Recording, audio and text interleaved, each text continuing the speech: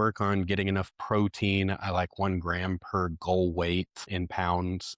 And so, most guys, that's a lot more than what they're getting. 200 grams or so is for the average guy. And then I want them to be sleeping, get 7 to 9 hours of good restful sleep.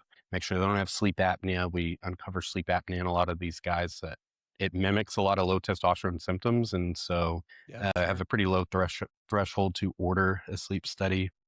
Exercise, I want guys and gals just to start moving more. But if a guy is, busy guy getting 15,000 steps throughout his day, that's going to be a little different. But, make sure they're moving. That is very draining as well. And so those are probably the biggest pillars that we look into first. And then that's, whether we start testosterone or not, really, for Yeah. them.